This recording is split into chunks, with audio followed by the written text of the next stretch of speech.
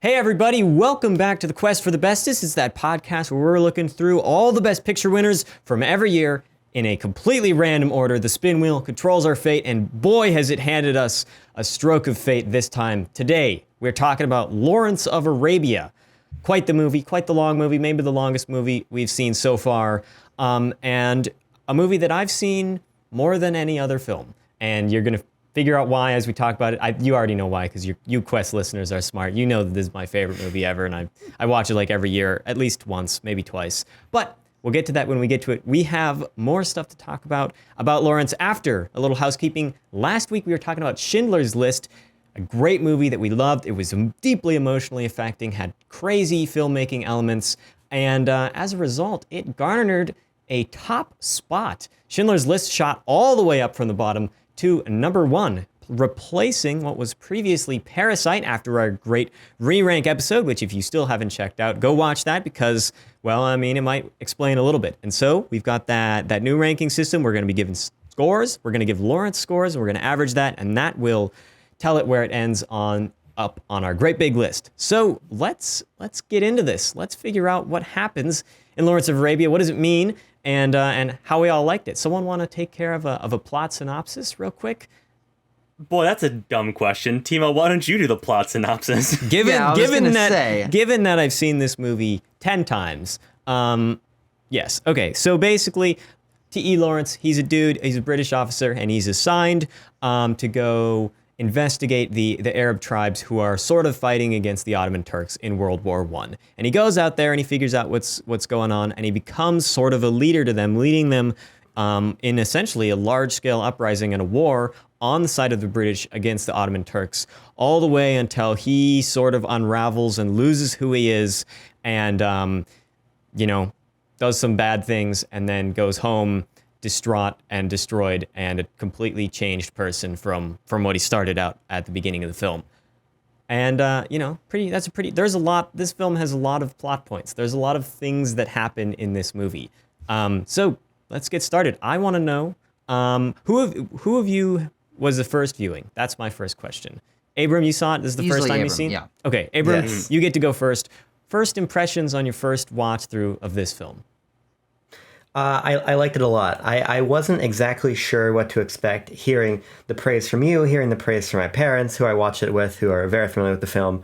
I was impressed by it in a lot of ways. I was impressed by its scope. I was impressed by its quietness. It's a very quiet film, which I really enjoyed, and there's some really excellent sequences here. And on the whole, I was just kind of wrapped up in the narrative. I think it's a very engaging film. That said, I do have some issues with it. I'm not a big fan of either the opening or the closing of the film, and I think that robs it of some thematic and narrative weight that I want to talk about. And I've got some other issues interspersed, but on the whole, I was really impressed and enraptured by the overall Lawrence experience. Wow, there you go. Tanner, what do you think? This is also my first time watching Lawrence of Arabia, and I'm in a similar boat as Abram. It's a very, very good film, but Timo, I think I might find myself referring to you and asking some questions of you, poking and prodding at that sick, twisted brain of yours that's seen this movie 10 times, about some issues that I have with it, and if you can big-brainedly explain them to me, explain them away so that I can enjoy this film more. Because similar to Abram, I enjoyed this film a lot, but I do have a few glaring issues with it that maybe can be cleared up through this review. We'll have to find out. Okay, and finally, Tucker, what do you have to say? I know you've seen it before, but you saw it a long time ago, and so this is a fresh rewatch. Yeah, you and I saw it, I think the summer of 2017 or somewhere around that, at the Paramount Theater in Austin, Texas. Big ass screen sitting a few rows from the front, just huge speakers plastered with desert. Yeah, just all across my eyeballs. And I watched it then with you, and I haven't since. And this was my first rewatch with Tanner earlier this morning. And I think I have a lot greater appreciation for this film after watching a lot more long movies than I had before that first watch. We, of course, have just come off a run of very long movies. Return of the King, Ben-Hur, Schindler's List, all these movies that just took an ungodly amount of time, and this is no exception. In fact, it is quite the longest. Well, actually, by 1 minute. I think it's 1 minute longer than Ben-Hur. But I can't say that this movie does anything for me. I think it's incredibly impressive, and the fact that this movie exists in terms of the production is off the charts, but the amount of time between things just keeps me disconnected from everything that happens in the film. I really think it's open in a way that leads to exhaustion, mental exhaustion, disconnect from the moments, having to reconnect to what just happened because so much time has passed between things. And I really can't say I found it compelling in almost any story regard because it just feels empty. And I think on the whole, because of that, is I don't feel like there is a lot of personal character moments or character interactions to connect with. So while it has the scale, it doesn't bring that back in any smaller scale way for me, and I really don't think that this is the flawless masterpiece that people make it out to be. Wow, that's very strong, Tucker. You know that this is my favorite movie of all time. I've watched it a lot, and so I think I want to dive in and talk about first the story, but thinking about Lawrence as a character, because I know Abram said that he appreciates the film as a quiet movie, and I do too. In its slower moments, in those it's wide open, like you say, it's wide open like the desert which it takes place in. And I find that this is an incredibly engaging and very, very thought-provoking plot. It's not a normal plot in my mind. It's not a 3-act movie whatsoever, and that I can see throwing a lot of people for a loop. In that you expect a rise, and then a quick fall off for a climax. And this film doesn't have it. In my mind, it's a pretty classical 5-act tragic structure. Where we have a midpoint versus, a climax. And the midpoint in this film happens a little bit before the intermission to me. But, at least Lawrence's progression as a character, I find fascinating. Him going from, he starts the movie making maps in Cairo, and he finishes the film having changed the maps as a real person out in the field. And just that progression, as well as him almost, realizing his flaws and his whole internal feelings about what can be done is just one of the thematically and psychologically even most interesting things that I have ever watched, really, that I've ever seen shown to me by a filmmaker. Sure. Something that certainly I couldn't write myself, and so I take a lot of, I appreciate it a lot for what it does in the writing. David Lean directed it. He did not write the screenplay, but the screenwriters, I think, did a pretty great job at conveying some of these thematic ideas that are, in my mind, very deep and very thought-provoking, to the extent of a lot of human questions, in my mind. I agree. I think this maybe more than any other. This is among the top thinking movies that we've watched for this show. I found myself thinking and analyzing during this one, maybe more than any other movie that we've watched. But that leads me, Timo, to my main question, because it is my main problem, and it's with Lawrence's character. So my main question is, so I understand that Lawrence is really, he is a tragic character. He's this guy who's really who's caught up in the political turmoil of the times. He's being manipulated by these people. But it really comes down to one moment, and it's very early on in the film. It's when he's in the tent with Prince Alec Guinness. With Prince Faisal, I forget the character's name. Prince Faisal. And Lawrence has been told, hey, listen, you're doing this analysis of whether this Arab revolt is worth putting Britain's time and energy behind. It's not. So just sit in there, be quiet, go back and say it wasn't worth it. But instead, he lays out this like moonshot, 1 in a million military plan, and they go with it. So we're led to believe that he's a pretty intelligent, tactile person. But the rest of his conflict is reliant on the fact that he doesn't know that Britain is planning on taking control of Arabia after after they wipe out the Turks. That's like, because he's caught in between these two giant political entities. I just have a hard time reconciling the fact that he's this very intelligent, tactile person, with the fact that he doesn't understand that Britain's going to take control of Arabia. The way I see it makes is that incredibly inconsistent for me. Sorry, I didn't mean to interrupt you. And it really hinders a lot of his character arc for the rest of it. So, Timo, I'm interested to hear what you have to think. He does know, and in my mind, and especially, it's not fair to say. I'm reading through his autobiography right now, the actual events of what happened, and just in the beginning of that, and it's not.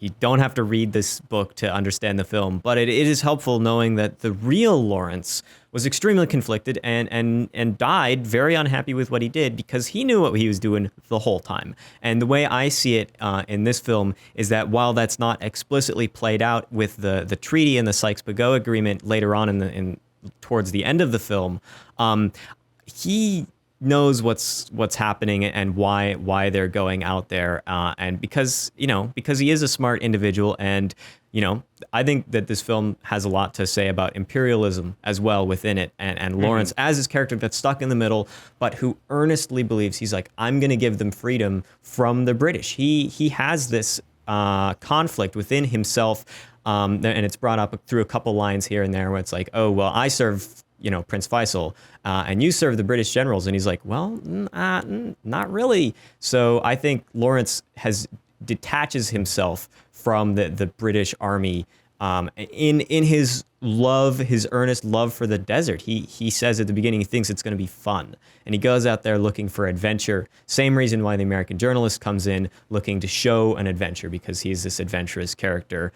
And when he comes back and he knows that, they're doing this treaty and they're going to screw these people over, and he's like, he can't do anything about it. That's another example of this greater thematic idea of the mind over matter for me in the film. But then, so does he not truly care for the Arab people that he's helping out? Because in my mind, he would let them know and he would take a different course of action so that he's not placating the British military this whole time fighting against the Turks, and then when their plan does come to fruition, he acts shocked. But presumably, like you say, he knew the whole time. He also can't be a traitor. That is another thing. Timo, if it's all right with you, can I appropriate your Lawrence love for a second and give my read of the situation? Go ahead. I think that this film is a pretty, sometimes, in my opinion, too overt military satire in some respects. Like, I'm going to learn how to go fishing when this is all done.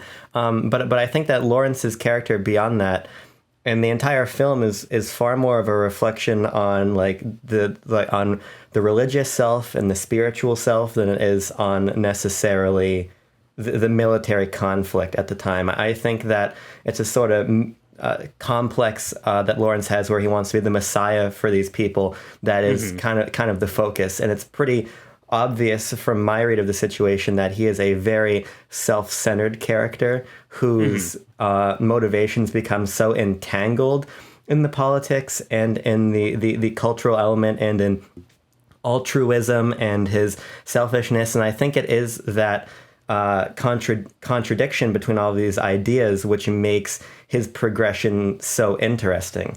And to Timo's point, I think probably the most stunning 2 seconds of this film is when he goes, your sense of fun is a little bit different, and he blows out the match, and it match cuts to the sun rising. Like that is I will say stunning. that cut is hailed as like the greatest. It's up there with the 2001 Bone Throw with this cut to the spaceship. Oh yeah, those are like a match those cut are like sort of match thing. cut kind of dealios that is just out of this world. So I think that's just emblematic of the way that it's I think it's emblematic of the way that the film is not necessarily just about Lawrence's position as this sort of military figure, perhaps going against the British. I think there's a lot more about nature and about him as a man and his ambitions that intentionally color his motivations. And while it is a war film, it is not very much about the war. It is much more about how Lawrence acts within the war and how he changes as a result of it. It's a character study first and foremost, as the way I view the whole film. Sure. No, this is a sort of a tertiary question. It's tangential to my other one, but what do you guys think we're supposed to think and feel about Lawrence at the end of throughout the course of this film and at the end, really? Is he a sympathetic character? Is he sort of this tragic character that we come to hate? What are we supposed to take away about Lawrence? I see him as a think for destroyed me- man. I see him as ruined at the end of the film, and he can never go back to being what he is before. And while I sympathize with him a little bit, I also see some horrible things that he did, and so I'm like, I'm equally conflicted about my like or dislike for him at the end of the film, as I think it wants to paint that for me. Tucker, Sure. you were gonna say? Tucker? Honestly, I don't have that much to say. I'll pass it off to someone else. I'm glad we're talking about this because this kind of leads to, as I mentioned in my opening statement, one of my biggest issues with the film, which is that ending. There's a moment, I think it's when they're raiding the Turkish trains, where Lawrence makes an allusion to the fact that only a golden bullet could kill him. And I think that the story of Lawrence is about this man who is always talking about himself as something extraordinary, as being this larger than life figure. He's not any man. He can do these things. He can cross the desert. He can take these places over, right? But in my opinion, by having his death be the opening of the film, this completely accidental happens to anybody death, putting it at the beginning of the film, for me, robs it of its weight. Watching Lawrence rise and then fall and crumble and turn into dust and then get killed in the motorcycle accident, in my opinion, would have been a much stronger way to boom, this is his legacy. And I was when the film opened, I was assuming, okay, we're building a frame narrative here, but we don't, because we don't come back to it in the end. So because of that, I think that if you want to talk about putting a read on the character and putting a capstone on his arc, I think you take those first, 5-10 minutes of the film and put it as the last 10 minutes of the film. And I think I would have had a much better understanding of the character and the intention behind him. What did Lawrence want at the end of the movie, though? What did he want for himself? He wanted to be an ordinary man. And at the beginning of the film, we see him dying essentially an ordinary death. And so I like that we get the beginning death because it sets up throughout the whole film. I'm like, oh, he dies this ordinary way. And then when he's talking only a golden bullet can kill me, it brings me back to that beginning where I'm like, but actually, no, you're wrong. You can be killed like any other man. And he almost is killed many times. And so, I can see where you'd think that reorganizing it like that could work, just the way that I've seen it, and possibly because I've seen it so many times and I remember these moments so well, that, he wants to be ordinary, and he kind of gets it in the way that he dies. Yeah. It's just at the beginning. But I think part of why I find Lawrence so compelling is the way you watch him fall apart. And I think that it's the finality of watching him die that way after everything he's been through that makes that death so affecting. And I think by putting it at the beginning, you don't get that as an audience, especially on a first watch. And films are not designed to be thrown away, but I think that it's that punch of the death that would have been more satisfying had it come at the end, opposed to something you reflect back on as you gain new information. I mean, yeah, I think what you two are saying here is Abrams' contention is that if we put it at the end, we'd be embedded in Lawrence's story. We'd be living it along with him. Whereas the way it's presented in Timo's position is that we're looking at this knowing his end. So it is much more tragic when he goes through these things. So it's really that sense of stretching out the tragedy over the course of the nearly 4-hour runtime, or hitting you with the punch at the end of the movie. Those are the two sort of, and I honestly don't know which one's better. Yeah, you actually you inspire me a little bit, Abram. I've got a file copy of this movie. I might throw it into Adobe Premiere and move that scene to the end and watch what happens. Who knows? Be worth a shot. It might actually be. I think that's an interesting point. Tucker, you were gonna say. Yeah. The one thing I would say about the ending and why I entirely agree with Abram is the fact that other than there is a motorcycle at the end, someone else is driving a motorcycle, there's really no tie back to that initial part of the movie. I mean, he shakes the guy's hand, which was set up earlier on. But other than those few fleeting moments that don't really feel like set up and payoff, it makes the ending feel just like vapor. Tanner and I were sitting there watching the last 5 minutes of the movie, scratching our heads thinking, how are they going to close this out?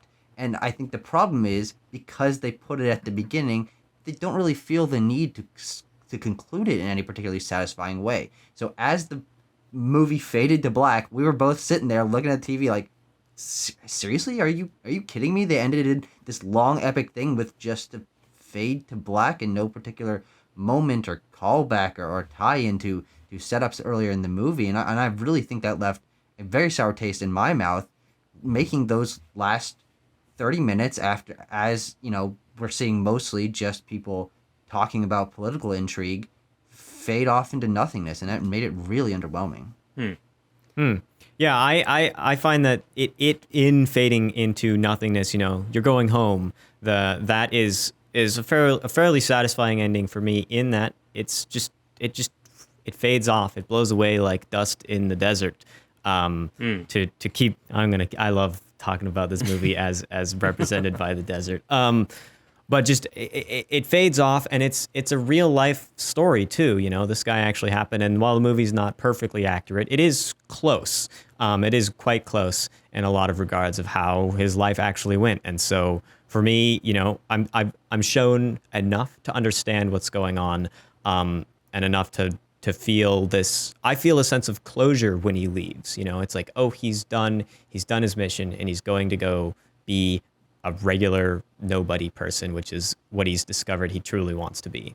He's found a new way to be happy, he says towards the end of the film, and that is like the closing moment for me. And then the rest is just denouement that wraps it up enough to be an end.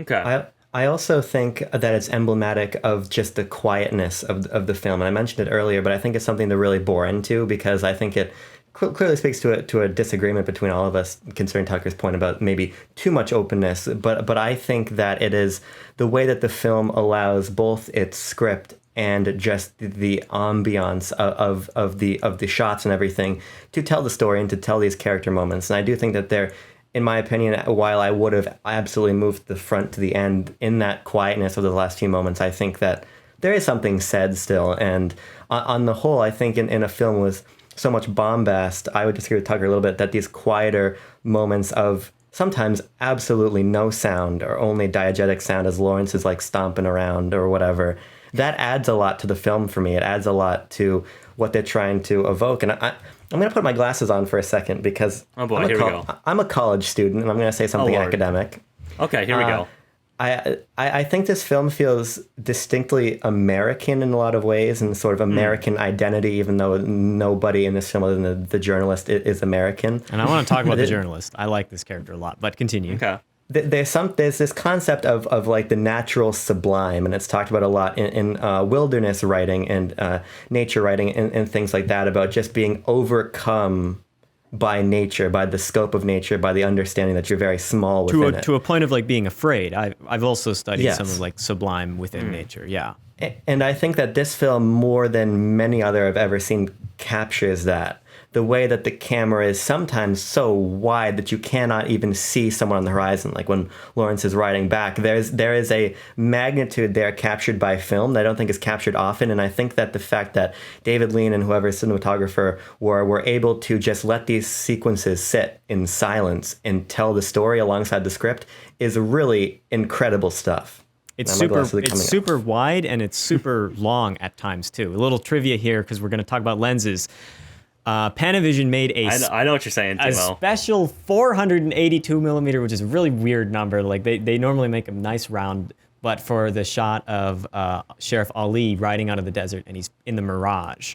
And so while they go very wide, and there's some really, really great wide shots, David Lean knows when to punch in and be super, super, super long, and to photograph the desert very closed in those specific moments, or just to capture that huge, huge, huge amount of space in multiple ways. Yeah, I love the photography of this film. Timo, I thought you were going to get into the rest of the bit of trivia about that 482 millimeter lens. Oh, that they which used it is for that one shot, and then no one has they ever built used it it since. They built it specifically for that shot, and it's never used again. It's in a museum somewhere, and it is known as David Lean's lens. Yeah, it's like a holy That's artifact pretty interesting. in Hollywood. Yeah. To give my perspective, to sort of clarify what I was saying at the beginning about its openness and the emptiness, it's not a commentary at all on the shots of the desert and the physical openness of the film. That for me is its strongest suit. Seeing those shots that are so ungodly wide and people on horses and camels off in the distance so far that you have no idea how they set them up. That's when the movie shines its brightest. It's the scale, it's the scope, it's the beauty of the natural environments that they're in that, of course, evoke Tatooine vibes. But I Filmed in the same play. They're both filmed in Jordan. Oh yeah.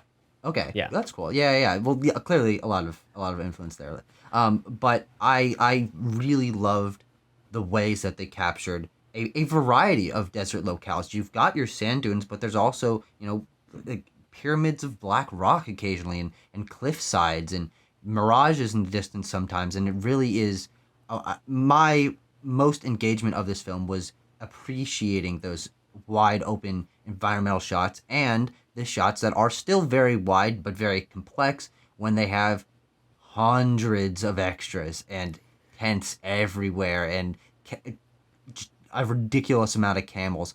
I loved those aspects of the film, and it's not that openness that I complain about. And I think for me, it's the time that you spent on those open things. And while it is quiet moments, to me, it takes away a lot from what I would consider better quiet moments, which are personal connections of characters just talking to one another. That's what I look for in quieter moments between the bombast. And I think because they spent so much time on just shots of things, I felt like there was even too much space between the character quiet moments. And it made me really not that engaged when we got into the bombast. And especially because as you hit bombastic set piece moments, they're often undercut by strange editing where the scene just ends and you move on to something else that takes away the impact of it. So it's a cycle, I think, of just underwhelming editing.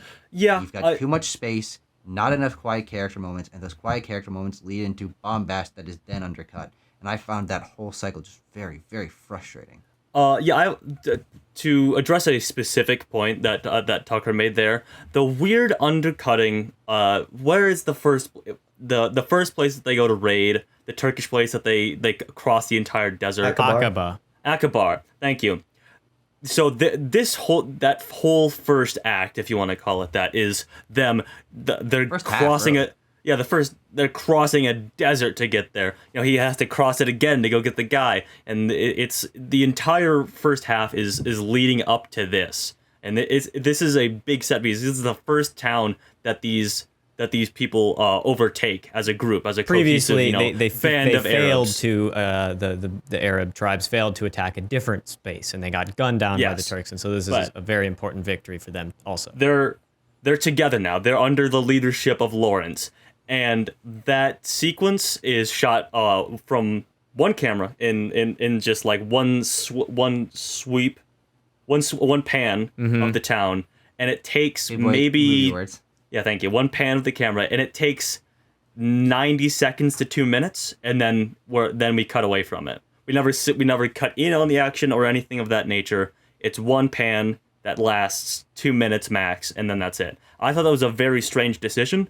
I'm sure there is a reason behind it, because we then cut immediately to Lawrence reacting to the aftermath of it. That's him down by the ocean with that beautiful like sunset behind him, and he grabs the flowers out of the water, and he talks to one of his like lieutenants in the Arab army, and they have some conversation about victory and things of that nature. But I thought just cutting out like any sort of detail to that Again, I'm terrible with the name of this town. In What is it well, again, Abram? I'm not sure that they Aqaba? did Yes. cut in Aqaba where to horses jumping over stuff. And are you wondering why they didn't like cut in and show action? Or I guess I'm not sure what you're getting at. They do Not only they action, do but they do the charge. No character moments. I Well- think what he's getting at is that this battle, that's climactic ending of that first half, it's what it's all been leading up to.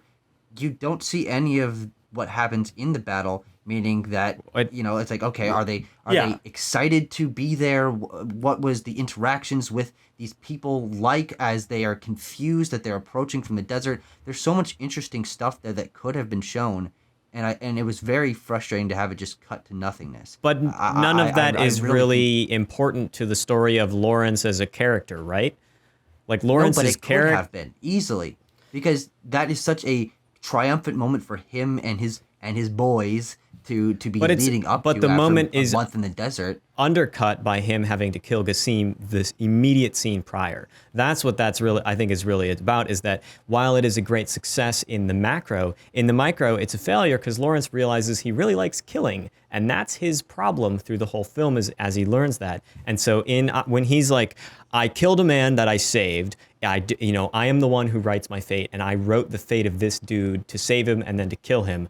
And then I go, and that just, for him, is a very defeated moment. And Aqaba is a victory in the war sense, but in a character sense, it's a lot more hollow because it doesn't. Sure. He discovers this thing about himself that he really doesn't like. He really doesn't like that he likes killing, and he shows that later when he talks to Allenby back in Cairo or something. Another issue that I have is that the taking of Aqaba is stuck right in between, where we get that action happening and then his emotional reaction to it.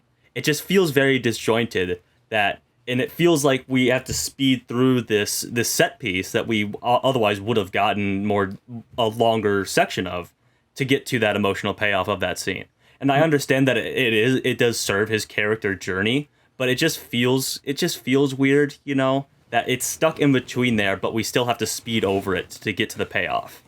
My perspective on this sequence is that I am closer to Timo. I think that I agree that this film is a character study first and foremost, and I think that the way that the siege is treated kind of belies that about the film, because not only is it a response to him having to kill Gassim, it's a response to the fact that this isn't good enough for Lawrence, and that this is tied up in his own pride, and it's tied up in these ridiculous deals he's made. He's got to get all of this gold now that he promised was going to be here that isn't. The victory really didn't mean a whole lot effectively, and now, okay, he's on to the next thing already, and I think it really showcases the way in which it's the defeats that Lawrence cares about. And I don't think it's much of an accident that we spend way more time lingering on him being tortured by the Turkish later on in the film, and the response to that, opposed to his humongous victories. That's not what defines Lawrence as a character. It's a hunger for more and a want of that pushes him forward. And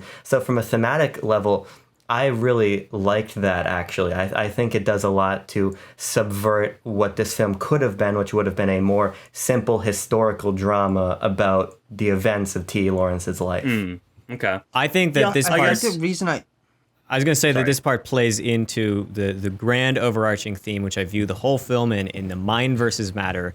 This first, before the intermission, mind versus, Lawrence sets his mind to it and he does it. And then in the second, after the intermission, his matter, his body, his skin, the conditions of the world determine what happens, not his mind. And that's like the way I view it. And Aqaba is that, it's the step, like you said, Abram, it's not good enough. He's got to go further. And he thinks because he did this, he can do anything else. He did the miracle in Aqaba. And now he can go forth and be the Messiah of the Arab people. What's your opinion then, Timo? Because my other major issue with the film is Damascus. Then I feel like where the disjunction that Tucker and Tanner are feeling here, I felt when we cut into Damascus and they're all arguing in like the pseudo parliament scene. I found it. The only point where I was confused by the passage of time in the film is when we cut from being derailed to that brutal and affecting slaughter of that fleeing Turkish column to already having taken Damascus. That confused me a little bit. Well, it essentially, I guess the way I see it is that it becomes it's out of his control now. It's this realm of politics. We have the dichotomy between Allenby and the I forget his name, Claude Rains' character, the bureau guy, the Arab bureau, and he's like every time Mr. Dryden. Yeah, Dryden. And every time, Allenby's like, well, I'm glad I'm a soldier. I don't have to make these decisions. Lawrence falls a lot into that camp still as a soldier. And now there's the politicking, and it's Ali, Sheriff Ali, who's, I want to learn politics. And I think it's like a mirroring of that. And Lawrence loses his control. He bangs on the desk. He does whatever he can to try to like sort out the problems. He's willing, as we've seen before, to try to do that. But in this new sense, they're not in the desert. They're in the city. He loses that ability to be this commanding power figure. Because the conditions and the material, not his mind, now dictate what will happen. Sure.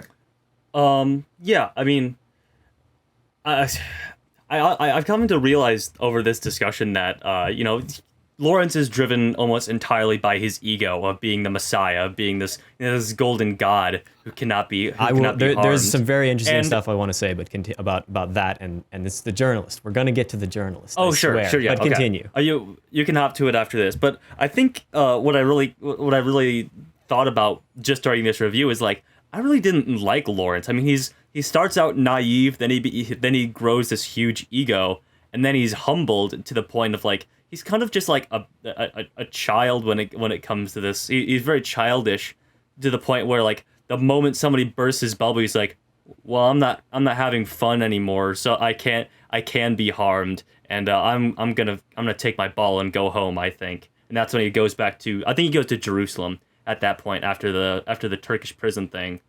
But yeah, I think I answered my own question from earlier about how we're supposed to feel about Lawrence. We're like. I don't think we are supposed to like him entirely. You can think he's a tragic character. You can sympathize with his brokenness. But I think from a historical lens, maybe rather than outside of the character lens, he is sort of just like a guy who thought he could do it all, and then he was humbled and realized he couldn't, and maybe caused more harm than problem solved. Ultimately, I think that Lawrence is a lot responsible for the problems of the Middle East nowadays.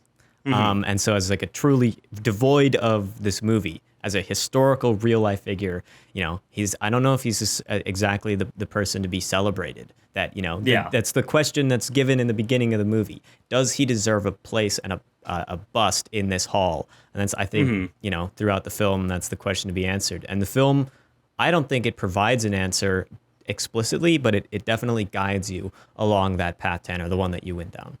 And I think that's integral. I think that's integral to the point where, like, another first question that I asked is, does he know about the British plan to invade Arabia? Because I think if you read the film that he knows the whole time, then he is a bad guy because he operates this entire film, leading this Arab revolt, all the time knowing that the people that he's working for are planning on stabbing these people in the back, and he never clues them in on it.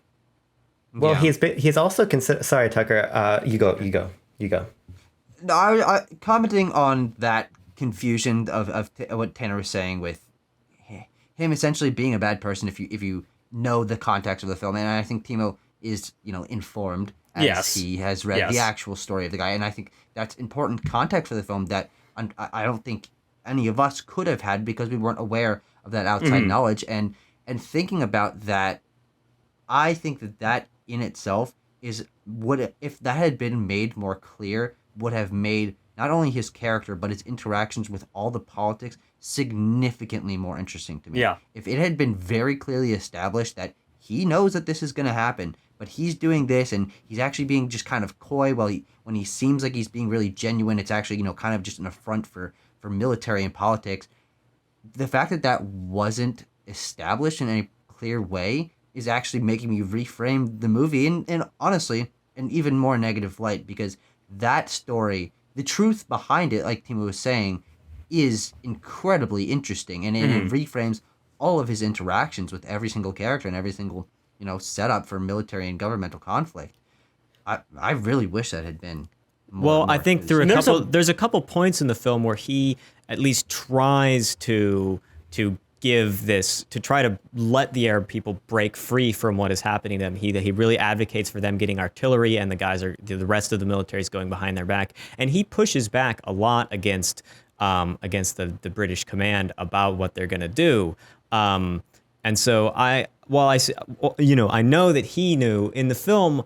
I think it's a lot more about his dealing with just like the literal actions that he's taken. And while I think that I'm clued into what's going on, I can kind of see how you not explicit showing of that information makes it a little muddier to see.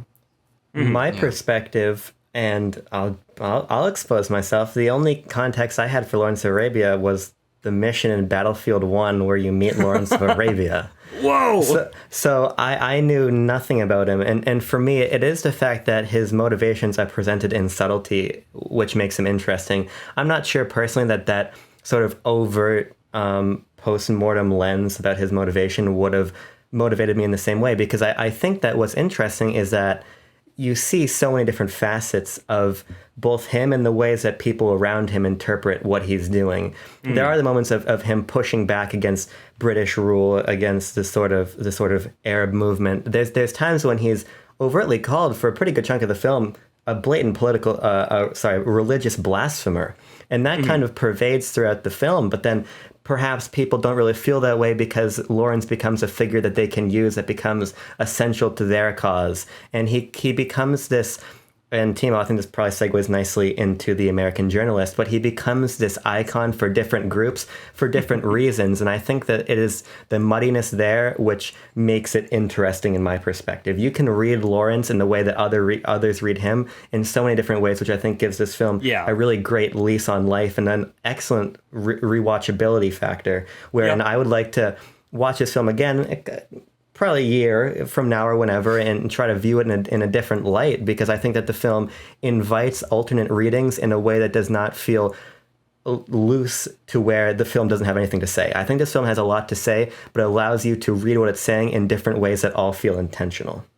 Yeah, so about the reading things differently, I think one of my most favorite shots in this film is when we're in Jerusalem. We're with Prince Faisal, and Lawrence is standing there, and he's reflected from the table. We are seeing a reflection, not a literal image of him, and then it pans over to Faisal, and he plops down the newspaper with Lawrence on the front cover. And so this idea that Bentley, the American journalist, constructs a reality around Lawrence. He builds him as a character in which he is not. He says, I want to find someone who's adventurous. I want to find someone who's going to sell this war to the American people.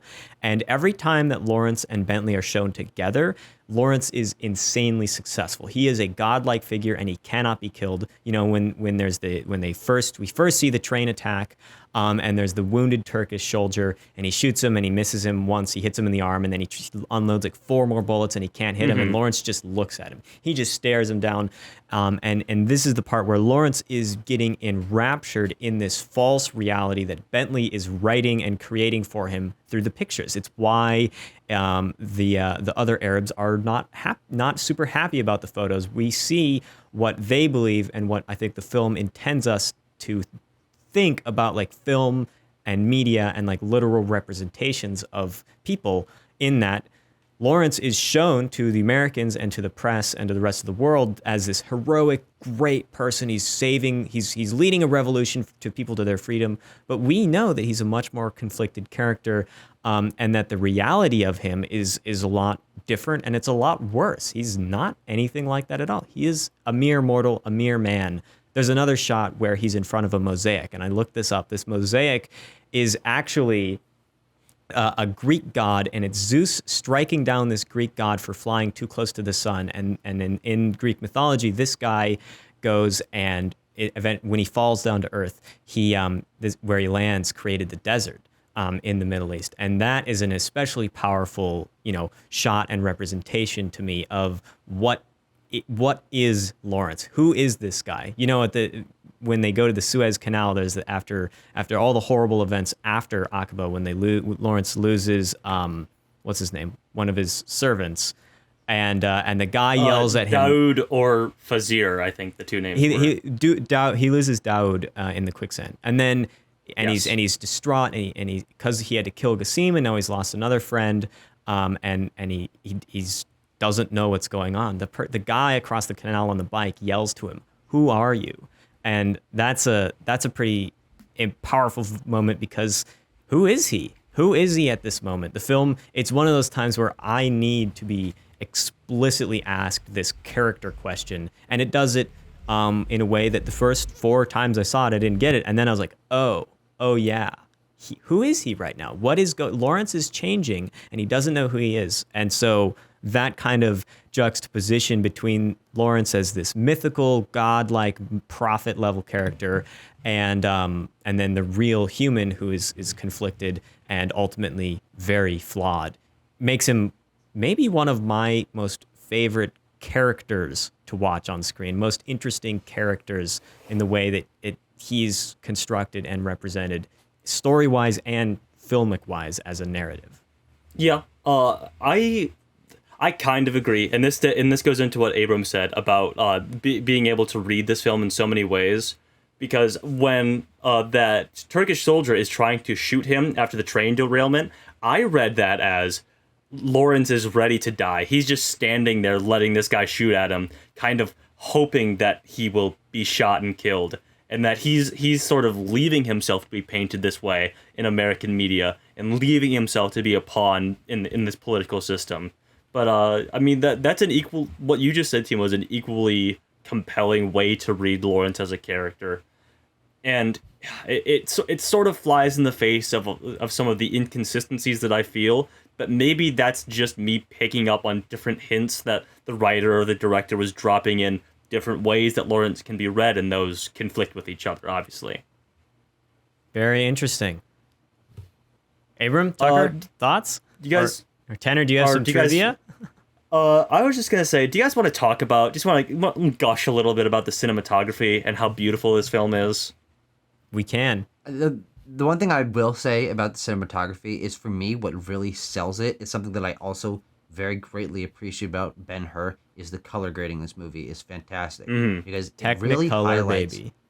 yeah, I love me some Technicolor, because what Technicolor does is really make color saturated, and while it brings out color in desert and makes it a lot more visually appealing. You've got the oranges and the browns and the rocks, and when it's really dry, it's just a stark white, and it's really it also makes the sky kind of white when that's reflected off of that. But then I think what really sells all of it and brings it together to a more visually appealing way is the colors of in the production design of the costuming. Is there's lots of really rich blues and reds. Reds on the Campbells, blues on some of the garb that they're wearing, and it really stands out against the oranges and whites and browns of the backgrounds. And I was just always floored looking at how they had decided to contrast these people in the desert, and I think that really is my favorite aspect of this movie, is how color is used to show contrast, to show character, and then when there's mirages or water, it's like, okay, that is life over there. It is the deep blues of the canal, or even the subtle blues of a mirage. That's just the idea of life. I think that's all really well handled. Speaking of costumes, Lawrence, if you didn't know he was the main character, he's the only guy that wears all white in the film when he's in the traditional robes. Our and white dress. savior. Yeah, I think he. Yeah. Well, but he's a failed white savior. I think that is an interesting point to bring up about the essential idea of maybe it's an appropriate time, to dig into white savior and brownface. Alec Guinness and the other guy are not Arab. They're white guys, and they're put in makeup, and it's Anthony Quinn. Anthony Quinn, yeah. That's unexcusable, especially from a modern lens. I mean, they shouldn't have done it. They did it. Especially considering there were just as many good performances, better performances, I will say, even from actual Middle Eastern actors who were in this. Omar Sharif is a powerhouse in this film. I think Omar Sharif is great. I think he's honestly better than either of those other ones. Yeah, I was going to say, Guinness, for me, while he is that big name and he's one of the draws of seeing on the board, oh shit, okay, they got Peter O'Toole and Alec Guinness, holy crap. His performance wasn't anything particularly special, and honestly, his accent was just so all over the place. It was so fucking frustrating. But he because he didn't give any insanely great performance, and he's kind of like, you know, a B tier character in terms of how much screen time he has. I really wish that had been properly ethnically casted. I found that really strange. Thankfully, Alec Guinness was not nominated for a supporting role, but Omar Sharif indeed was. And if I may be so bold as to run into the wins and noms of this film, wins and noms, piggybacking it's time. off that. Sheesh. Other nominees, this film did not win, but was nominated for Best Writing, Adapted, Best Actor in a leading role, Peter O'Toole, obviously. Had 7 wins, I believe, if I count them up here. Best Music, Best Film Editing, Best Sound, Best Art Direction or Set Direction, Best Cinematography, Best Director, and, of course, Best Picture. Yeah. Yeah, I'm just going to say the sound in this film, both the score and the actual sound design, I find extremely interesting. The sound design is like years ahead of its time, I find, just like cues and, you know, using diegetic sound and non-diegetic sound and going, I think, above and beyond what was expected of a film in sound design from this time period. It really hints at what's going to come. This film, in large parts, is precursor to New Hollywood. We're shooting on location most of the time, where there's a lot of elements of this film that are not like the studio system, and they're not very golden age. You know, it's a British film, but they're not very golden age of Hollywood. And it seems, at least in its filmmaking styles and its techniques and whatnot, to be ahead of its time. Mm-hmm. I can do a bit of a trivia dump if you guys are interested. Let's give it to me. Let me get into just about how many times Peter O'Toole was injured and or almost killed during the filming of this film. Okay, so during the Battle of Aqaba, he fell off his camel and was almost trampled by horses. He received. Let me run through the list of injuries that he got during this. 3rd-degree burns, sprained both ankles, tore ligaments in both his hip and his thigh, broke his thumb, dislocated his spine, fractured his skull, he was bitten by a camel, sprained in his neck, and tore a groin muscle, and had 2 concussions. Yeah, filming in the desert is no joke. No, not knocked up. That's not what I meant to say. No. Knocked around. Yeah, Peter O'Toole was also impregnated during this film. Yes. Mm-hmm. That's the other injury. Also, interesting, this may have contributed to many of his injuries. Apparently, he would just get drunk on set a lot of times. So on a Tonight Show appearance, he revealed that him and Omar Sharif were very nervous about their big camel riding scene during the siege of Aqaba. So they got hammered before filming this scene, and he revealed that he honestly had no idea what he was supposed to be doing during that scene. I'll throw in a piece of trivia for courtesy of my dad. A big shout out to big BLB viewer Christian Buhner, who was doing some reading after the film and learned that Peter O'Toole is significantly taller than the real T.E. Lawrence. Oh, yeah. Who's apparently only 5'5", which is a very interesting thing to note as well. But apparently, short little 20th century British man. Yeah, T.E. Lawrence and Peter O'Toole are not that different looking. They were very similar, in terms of how they actually appeared. If I may do one more bit of juxtaposing the real T.E. Lawrence to this film, this movie took longer to make than it did for the real T.E. Lawrence to go from lieutenant to colonel and see the desert tribes united. So it took longer to make the movie than for a majority of the film's events to take place in real history. I think what all of these trivia bits show to me is, while I haven't been talking a lot, I don't think this movie is honestly that fantastic, but the production behind it is unequivocally insane. Mm-hmm. I think about just the fact that they actually made this, and while I think I was more visually impressed by the sets and things of Ben-Hur, just the fact that they were shooting in the desert, and as I brought up earlier, lots of camels, lots of extras, lots of set design, lots of really far away stuff. I'm blown away by this movie's production, and David Lean did a fantastic job wrangling the insanity that is making Lawrence of Arabia. Long shoot schedules, everyone's out there in the hot crap. I mean, if you set up a shot where you have miles and miles of desert visible, everyone's got to be out of there. You got to communicate way ahead of time in order to get people way out of there. Then when they're out there, what do they do? There's so many steps that goes into making this movie as impressive as it is on that scale level, on that visual level. And while I don't like this movie very much, it has a ton of bonus points behind it for just the fact that it was made. Yeah, I don't think you could make this movie, or not this movie, but a movie like this again. Just Boy, the let way, me tell you, the you way couldn't it make was this made. movie today. No, all the actors would read the script and go, "This is Lawrence of Arabia."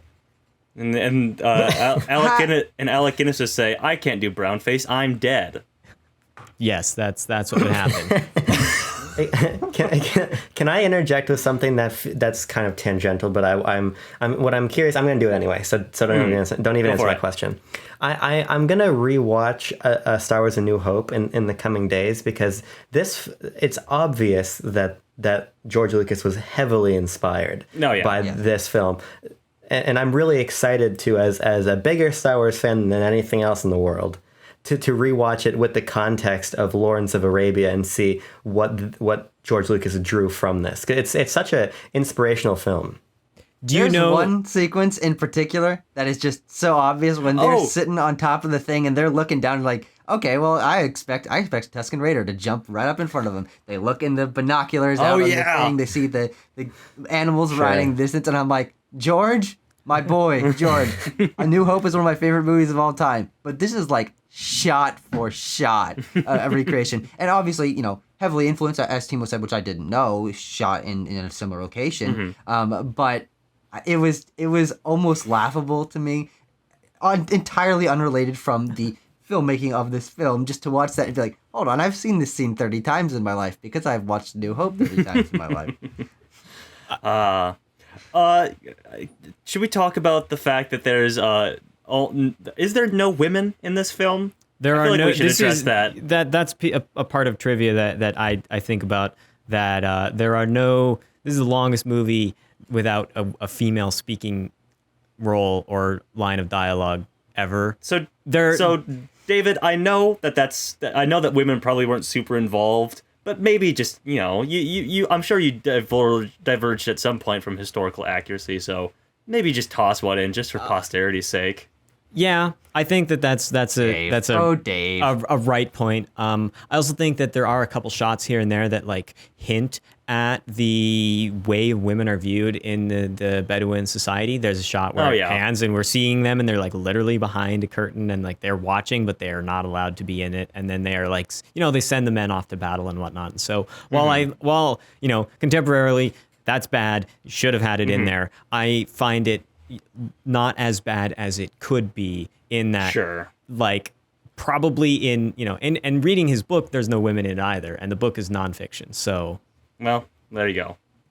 I will just say personally, the way I interpret older film, I feel like at a certain point, this is not 2021, and of course we're watching them now where we have our obviously modern, more correct values about you shouldn't give people makeup to darken their skin, and you should have women in your movie, but also the film was made at a certain point in history, and it is then reflecting an even older point in history. So I feel like a lot of the production and thematic elements that are quote unquote problematic now, ultimately, in my opinion, don't detract at all from the film because it's not 1962.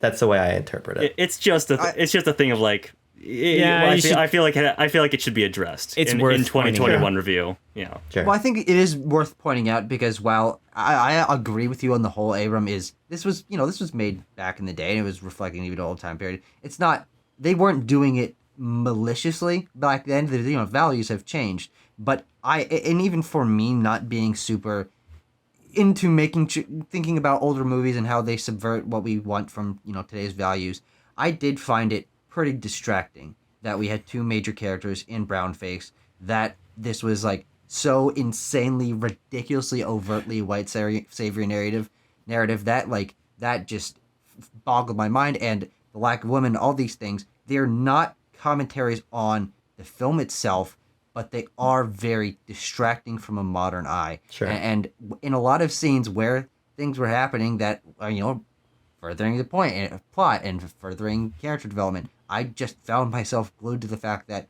Alec Guinness put some brown stuff on his face, and he sounds nothing like Yeah, He just sounds like Alex Guinness. I mean, honestly, I don't know if I would like Alec Guinness to do like a Middle Eastern accent as well. Yeah. I don't know if that's a correct patch for that, but the correct patch would be cast a Middle Eastern actor. Yeah, you can probably find someone who looks like Prince Faisal. Apparently, the King of Jordan was like really into the production and hung out on set like all the time. Oh yeah, didn't he married like a secretary or something that was on set, right? Yeah, and and then like one of his wives. Yeah, then their son ended up becoming later on a king of Jordan in like 1999. So we got some layers here. Lawrence's character changed in that, and then Lawrence of Arabia, the movie, has some changed politics. Has some politicking changed history involved in it. Okay, I think we've gone on quite a long time. I have some things that I want to say to wrap it all up, but before we can wrap it up, I think we got to figure out what the score is. So pull up that great big sheet, find your little column, get ready to punch it in. Are you ready? I got mine. 3, 2, 1, boom. Nobody else put it in. Well, one of you put a wrong number. Gee, I wonder who that was. Hang on a second. Who put in a 12 out of 10? I would give this movie a 12 out of 10. Wow. If I really could. Now, was that intentional? Did your finger slip, or did you just want to make a point that you would if you could? I would if I could. There you go. The 2 and 0 are very far apart on the keyboard. I figured that was intentional. Yeah, it was almost certainly Same old intentional Nelson. to show us as if we needed any further indication that Timo is a huge fan of this film. I absolutely love this film. If you couldn't guess, I gave it a 10. That was wow. You really had to put your thinking cap on for that. But the score.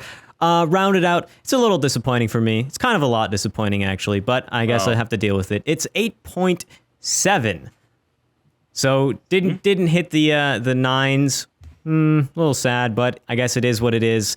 Tucker gave it a 7.3, Tanner gave it an 8.5, and Abram gave it an 8.9. So there we go. 8.7 is going to round it out in, well, now that you mention it, we haven't had this on a real episode yet, but we have a little deciding to do, fellas. We have now 3 films. That's exciting, though. At an 8.7. It is sort of 3 films. Not because they are ordered in the official ordering, and so Chicago is at an 8.7, and The Hurt Locker is at an 8.8.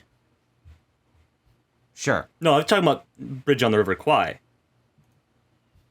Yeah, that's also an 8.7. That is at an 8.7. We got it's time for a little bit of a bracket here in this episode of Quest for the Bestest. It's lean v lean. Oh my God. Maybe we fight our way into Chicago. This is exciting. Yes. Which is also court stuff. So the versus situation also extends to that. Whoa. I just wish Kramer vs. Kramer was lower so we could have this be even a bigger meme. No. Okay, Bridge on the River Kwai versus Lawrence. Place your votes. If you think Lawrence is better than Bridge on the River Kwai, raise your hand. We're going to go through this quite quick. 1 for me. I don't think it's better, but I don't want to make it complicated. Oh, okay. Okay. And then Lawrence of Arabia versus So I'll lie, a little white lie. Chicago. What do you guys think? Better? 3, 2, 1. Yes, I do. Tied. Okay. No way in hell. So that's the shtick. That's the rub. It's gonna go in between The Hurt Locker and Chicago. We just did a quick little figure, and it's a little direct democracy in between The Hurt Locker and Chicago at place number 9. So it cracked the top 10. I guess I can't be too upset about that in the end, right? Yeah, I mean, it's also entirely likely that depending on what there are other films that are probably also going to crack the top 10, Timo. So I have bad news that It's bad news. So that's okay. That's how it works. That's how the cookie crumbles. Here's something I would like to say, Timo, to this point. I gave it an 8.9 on my first viewing, and I think that our discussion warmed me up to certain elements a little bit more. I think that this is a film that is absolutely going to, I don't think it's ever going to trend to the 10 that you have it at, but I see myself on future viewings extracting more from the film, because I think it has a lot to give. I 100% agree. I just think that there are some problems, especially on the first viewing, that hold the overall experience back for me. I think it is on the cusp of excellency. And maybe after I analyze it more, sit with it longer, it might get a little bit further. It actually reminds me, Timo, of my favorite film of all time, Blade Runner. Yes, In that respect. So I think it's going to grow on me. I just want to say that this Lawrence of Arabia does absolutely everything that I want a Best Picture to do. It's epic. It's got insane production design. It's got a story that's immensely interesting to me. It's got rewatch potential. Pretty much everything in it, besides from these quite objectionable parts that I wish were different. But I just have to live with because it's in the film. I just love about this film, and I find it as good as a Best Picture as you can get. And as good as a movie as you can get.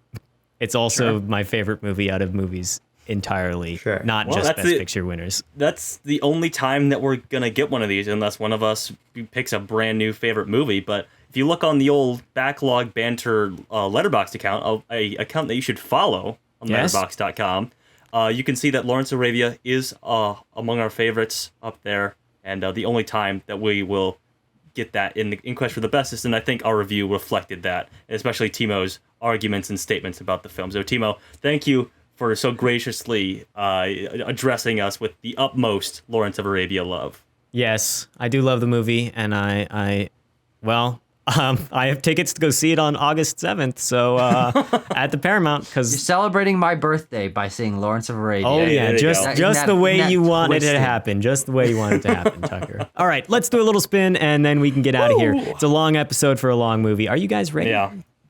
Can we get a short movie this time? Can we just take a moment? You and the audience as well. Just close your eyes. If you're driving in your car, please just close your eyes a second and manifest a short movie for us. Okay, Tanner, you want to cheer me up with a nice little rhyme. How With about my it? siren song, I will lure us a short film. You ready for this? Yep, 3, 2, 1. Wheel, wheel, what's your deal? Give us a movie that makes us squeal. Is it on digital or is it on real? Wheel, wheel, what is your deal? And you can see that number just as well as I can, or if you're listening, I'm going to tell you, it's 20. 20, what does that mean? What could that possibly be? 2020. That's a Not the newer current one. year.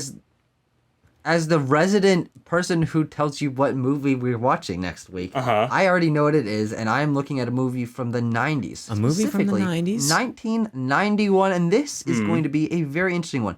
It's a totally solid length, just under 2 hours. We've got a couple big-name actors in there, namely Jodie Foster and Anthony Hopkins, directed by Jonathan Demme. We're going to be watching The Silence of the Lambs. Yes! Yes, this movie's awesome. I love Silence of the Lambs. I can't wait to talk about it. Have we all seen Silence of the Lambs? It's so cool. It's awesome. I have not seen Silence of the Lambs. Oh, I think you're the only one. Yeah. Wow. Fake fan? Fake film fan. Yeah, I will say I'm not a horror fan in the slightest respect, but Silence of the Lambs, that gets the Abram Biener seal of approval, and that doesn't get given out too often here on Quest for the Bestest. Hey.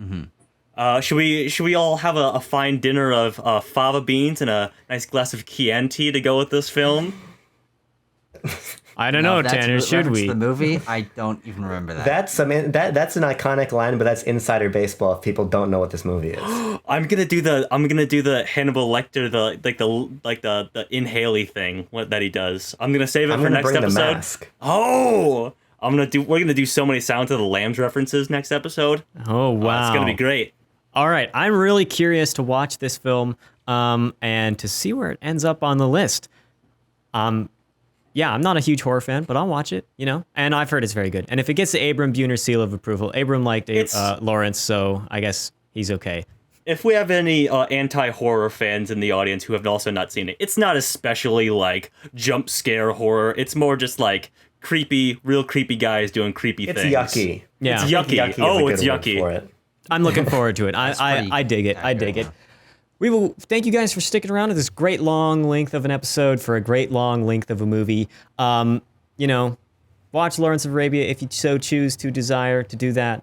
Hopefully, if you heard some of the things that I've said, you think about it. Some of the things Tucker and Tanner and Abram have said, you think about it. It's a thinker of a movie, and I think we'll be doing some thinking about Silence of the Lambs next week. So we'll catch you then. Peace.